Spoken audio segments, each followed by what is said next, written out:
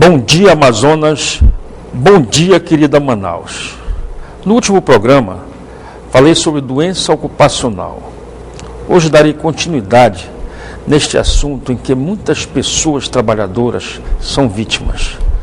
As empresas ou indústrias devem evitar acidente de trabalho ou doença ocupacional, cumprindo as normas de segurança e saúde do trabalho, tais como PCMSO, PPRA, CIPA. Isso é um custo-benefício que realmente vale a pena investir para evitar acidentes.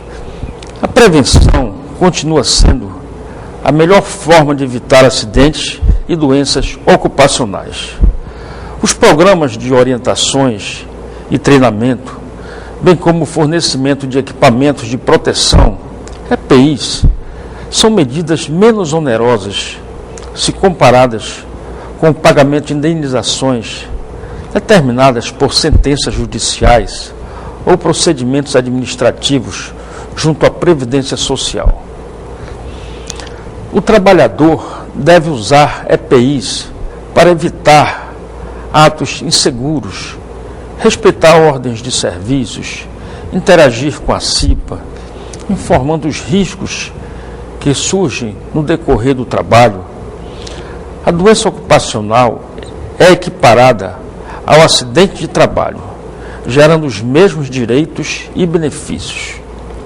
As doenças ocupacionais mais recorrentes são as inerentes aos grupos LER e DORT, tais como a tendinite, tenossinovite, bursite, hérnia de disco, dentre outras.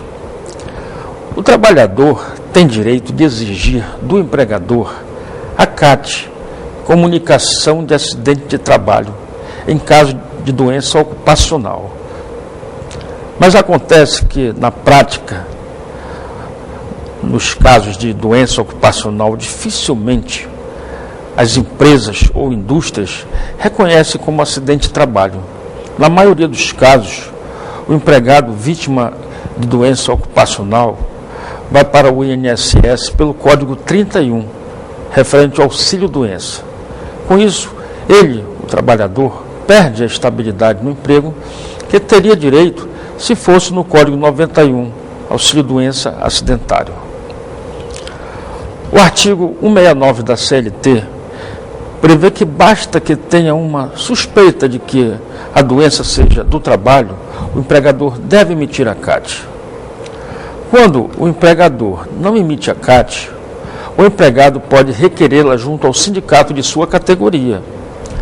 No caso de doença ocupacional, que é considerada acidente de trabalho, o procedimento judicial adequado é ingressar com a ação de reparação de danos material e morais na Justiça do Trabalho. Caso de doença ocupacional, normalmente, o juiz do trabalho determina uma perícia por um médico de sua confiança.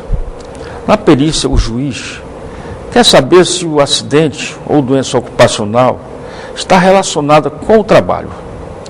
O juiz também pergunta para o perito sobre o percentual de incapacidade da vítima, dentre outras questões. Aí você questiona, como que o juiz quantifica a questão do dano moral? O juiz vai levar em consideração a extensão da lesão, a gravidade, se é reversível ou não, a realidade social e econômica das partes e os parâmetros para a fixação da indenização, inclusive levando em consideração a doutrina, a jurisprudência e o Código Civil para quantificar o valor. Só para finalizar, o Poder Judiciário cabe a ele agir com moderação, de forma comedida, prudente, razoável.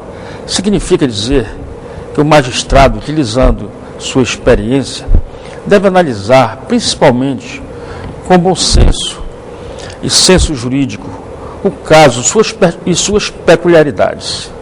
Bom, meus queridos amigos, foi um prazer estar com todos vocês.